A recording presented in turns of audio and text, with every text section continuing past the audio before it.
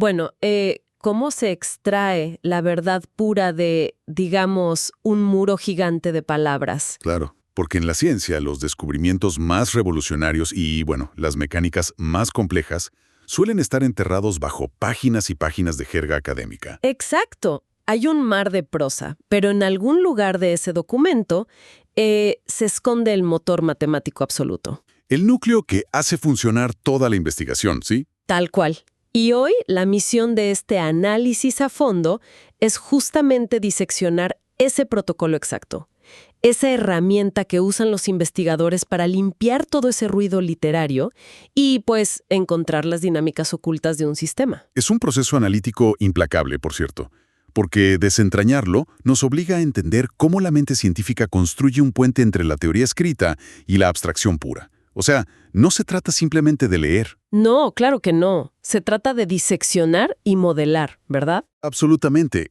Es ir al hueso del problema.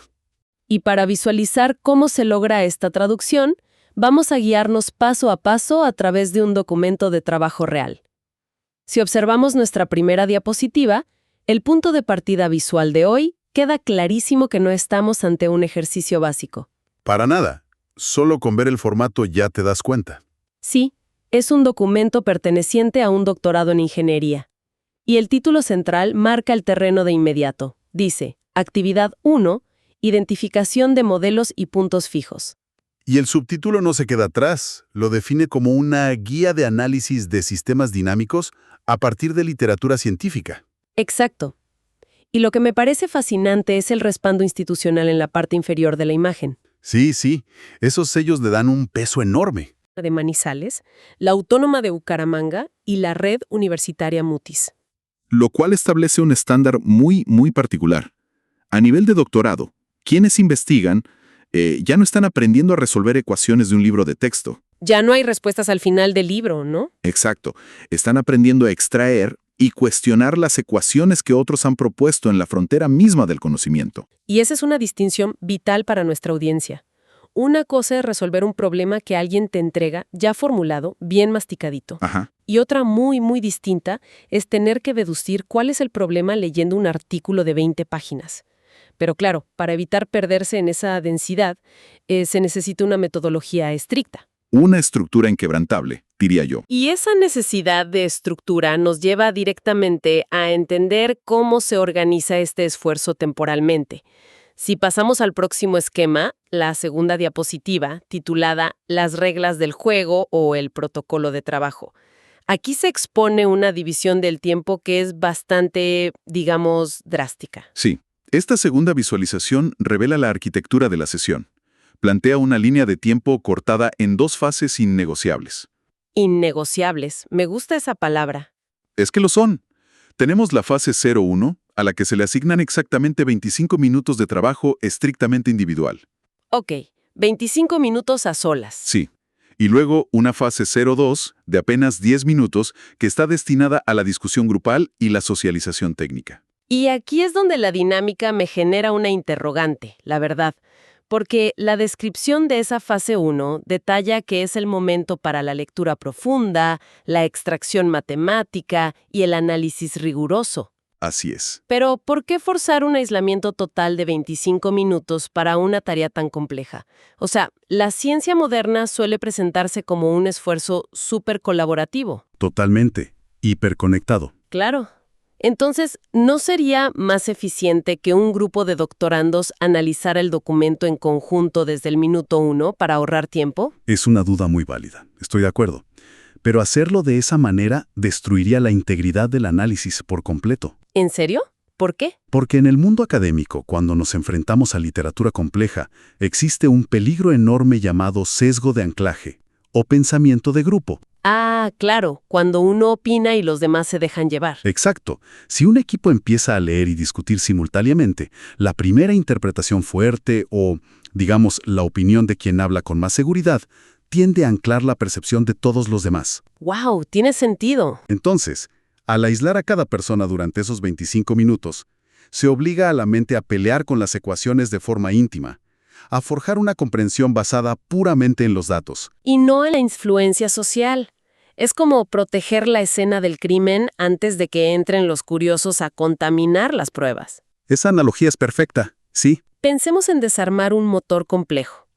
Esos 25 minutos en solitario son el equivalente a encerrarse en el taller, sacar las piezas una por una y entender la función de cada engranaje con tus propias manos. Tal cual. Y luego, los 10 minutos grupales equivalen a poner esas piezas sobre la mesa con los demás ingenieros en jefe, debatiendo cómo funciona el vehículo completo. Porque las piezas ya están limpias.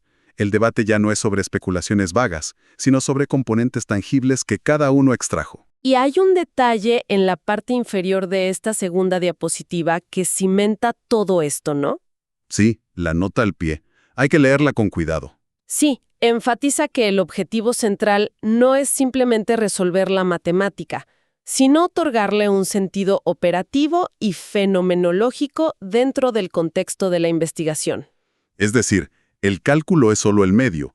El verdadero fin es comprender qué representa esa ecuación en la realidad física o biológica que el autor intentaba describir. Y bueno, lograr esa comprensión requiere alterar completamente la naturaleza de la información. O sea, pasar de palabras a números no es un cambio cosmético. Es una transformación profunda. Y eso nos lleva a la tercera diapositiva de nuestro recorrido.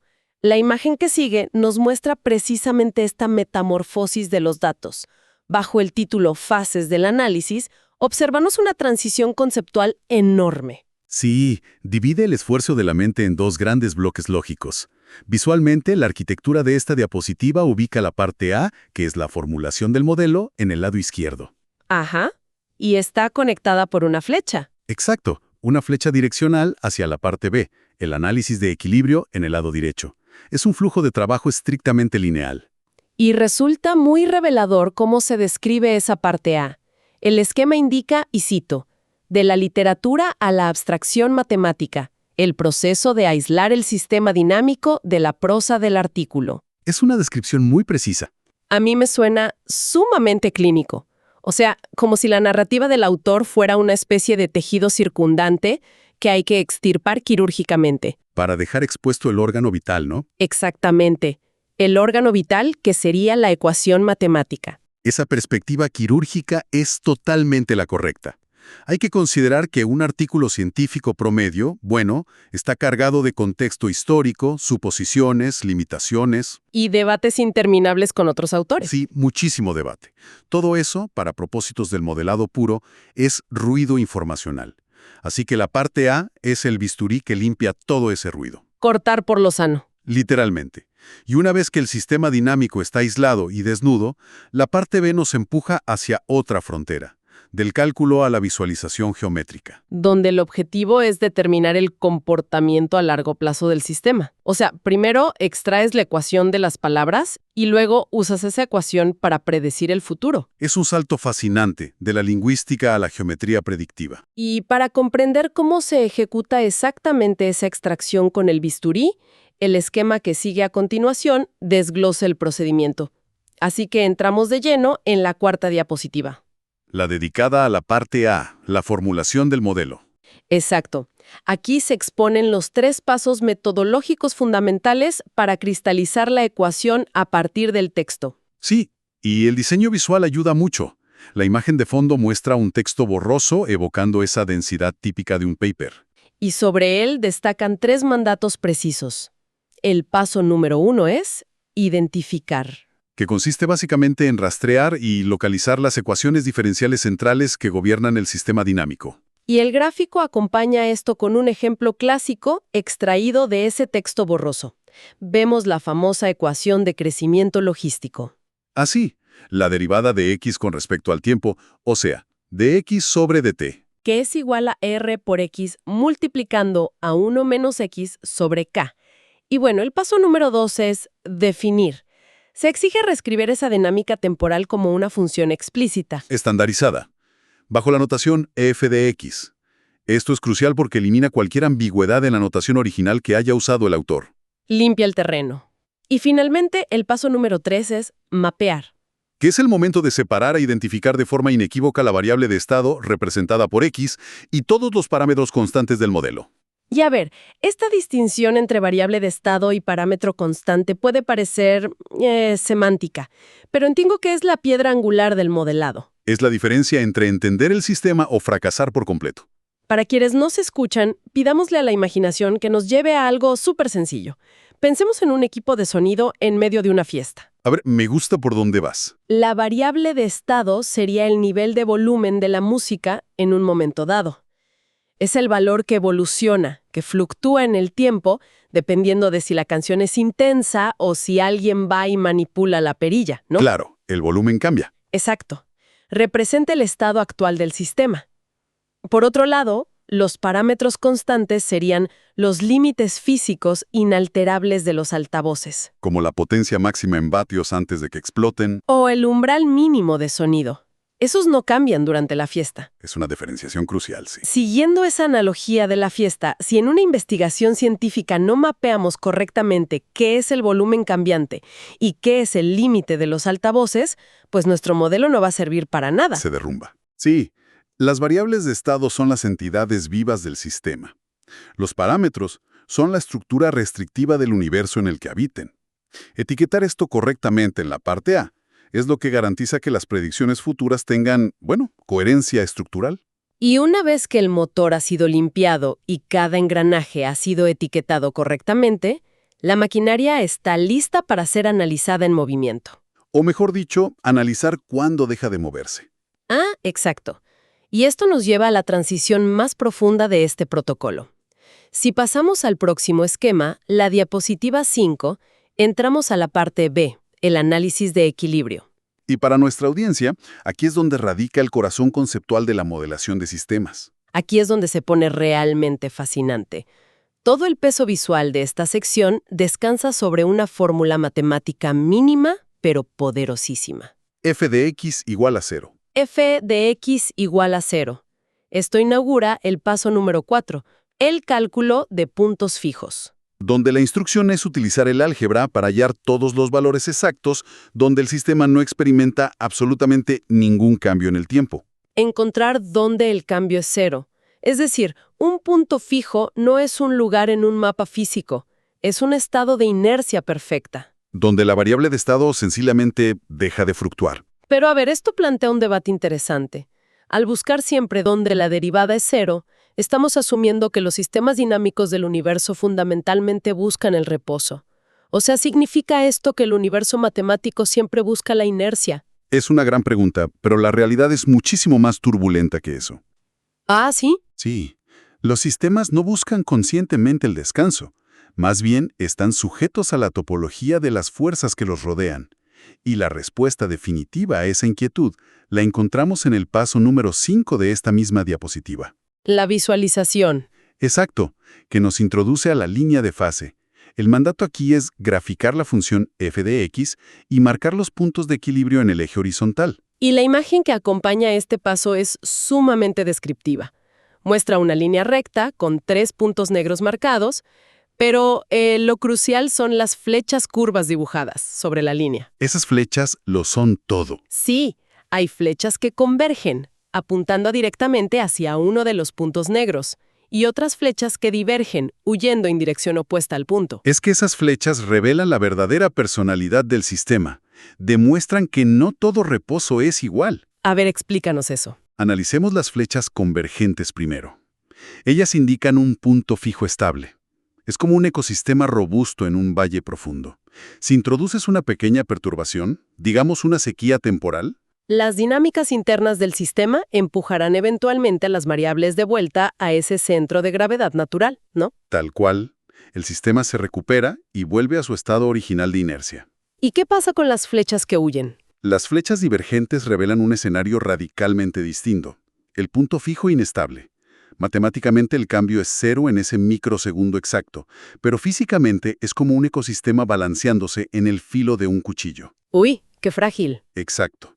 La introducción de una sola especie invasora, una perturbación minúscula, no será absorbida por el ecosistema, sino que lo repelerá violentamente hacia un colapso irreversible. O hacia un estado completamente nuevo. El sistema huye de ese aparente reposo a la menor provocación. Es una dualidad fascinante.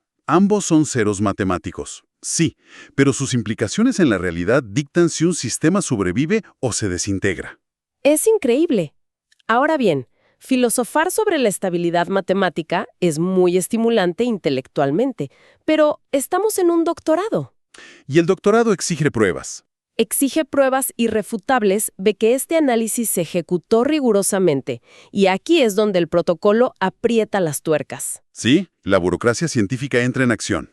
La visualización número 6 nos confronta con eso, la matriz de entregables.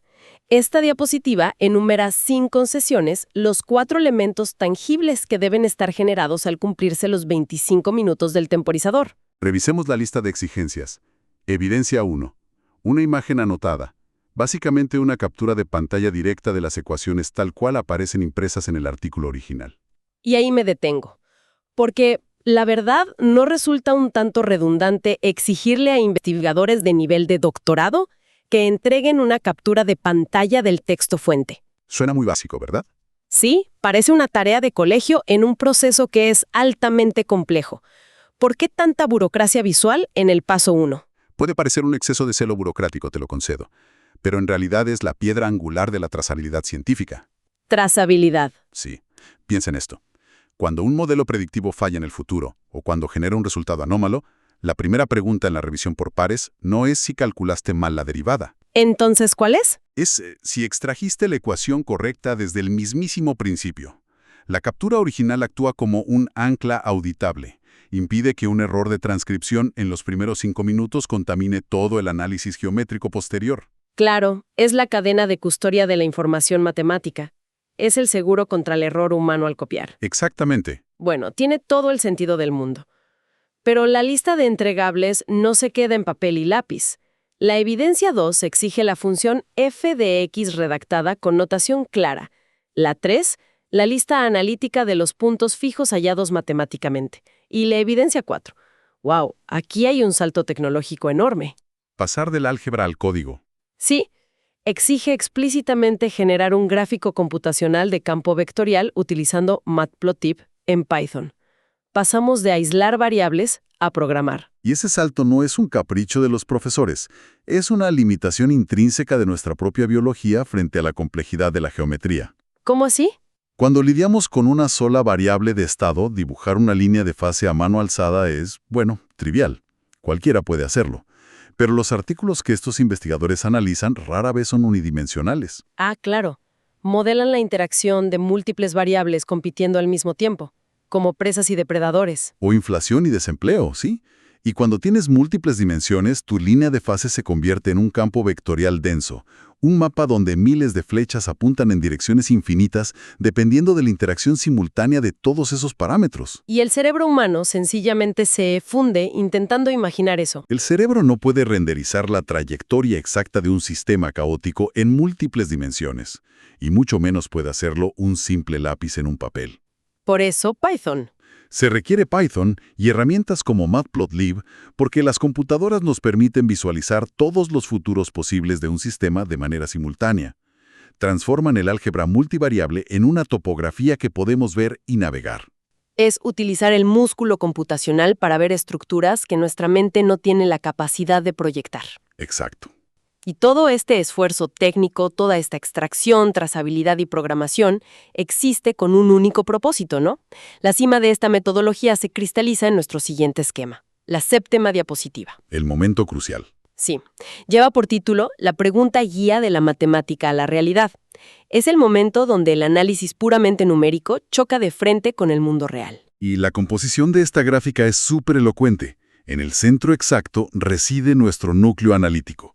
El punto fijo matemático representado por f de x igual a 0. Y a partir de ese centro inerte se despliegan 3 hexágonos periféricos, que actúan como, digamos, lentes de interpretación fenomenal. Lentes para ver la realidad a través de esa ecuación. Observar ese cero matemático a través del primer hexágono, el lente biológico, nos obliga a preguntar, ¿representa este punto fijo el equilibrio perfecto de una especie que ha alcanzado su capacidad de carga?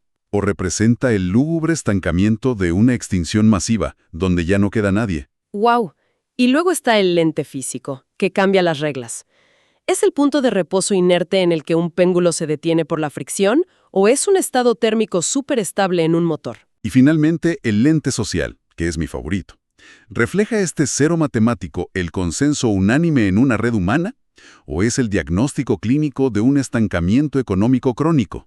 Es una demostración abrumadora de que la matemática modela la estructura de la realidad, pero no su sustancia. Exactamente. Y la pregunta central de la diapositiva es tajante. ¿Tienen sentido biológico, físico o social los puntos fijos encontrados en el contexto estricto de su investigación? ¿Por qué? Porque resolver el cálculo es inútil si no le damos un significado en el mundo real. De hecho, la frase clave en el fondo de la imagen lo dice todo. Un punto fijo es solo un cero en una ecuación hasta que es interpretado fenomenológicamente. Me sorprende muchísimo cómo la misma ecuación puede explicar un péndulo quieto o un país sin crecimiento económico. Es el poder unificador de la matemática. Pero esa premisa que acabas de leer redefine el rol de quienes investigan. Puedes escribir un código de Python impecable, Sin un solo error de sintaxis. sin un solo error. Puedes calcular derivadas perfectas, pero si no sabes discernir si ese número final significa que el péndulo está quieto o que la economía está colapsando, tu análisis carece de utilidad. Es la diferencia entre ser una calculadora humana y ser un investigador, ¿no? Esa es la frontera exacta.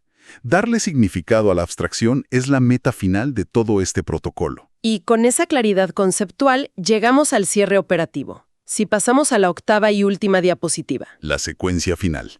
Sí, su título es Resumen y secuencia de despegue. No deja lugar a ambigüedades. Marca el fin de la teoría y el comienzo de la acción empírica. Funciona como una lista de verificación final para el doctorando. Enumera los 5 pasos ineludibles. 1. Iniciar la lectura profunda del artículo asignado. 2. Ejecutar la parte A, aislando la ecuación y mapeando variables. 3. Ejecutar la parte B, calculando el equilibrio y la línea de fase.